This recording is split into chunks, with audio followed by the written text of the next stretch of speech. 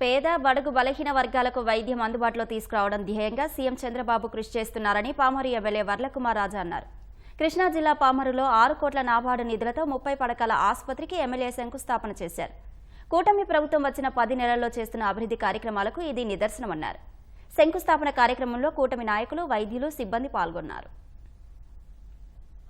పామరు నియోజకవర్గ ప్రజలకు ఇక్కడ కమ్యూనిటీ హెల్త్ సెంటర్ ఏదైతే గతంలో ఉన్న పిహెచ్సిని అప్గ్రేడ్ చేస్తూ సామాజిక ఆరోగ్య కేంద్రం 6 కోట్ల వ్యయంతో ఈరోజు శంకుస్థాపన కార్యక్రమాన్ని ప్రారంభం చేసుకున్నందుకు పామరు నియోజకవర్గ ప్రజల సేవకుడిగా చాలా గర్వపడుతున్నా, చాలా సంతోషిస్తున్నా.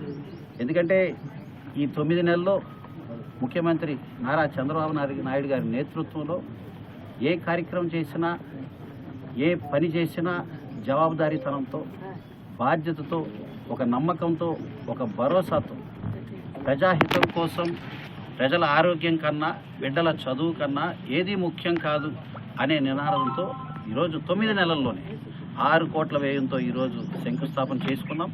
9 నెలల్లోనే ఈ పనులు కూడా పూర్తి చేయబోతున్నాం అని కూడా తెలియజేస్తున్నాం.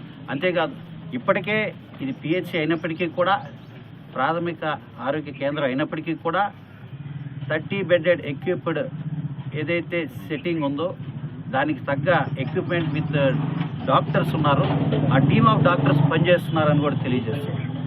ఎప్పుడైతే ఈ హాస్పిటల్ 6 కోట్ల వ్యయంతో అందుబాటులోకి వస్తుందో ఇక దూరంగా వెళ్ళి ప్రయాసపడాల్సిన పరిస్థితులు, అవస్థలు, ఇబ్బందులు ఉండవని కూడా తెలియజేస్తారు. దీనికి చాలా గర్విస్తున్నాను.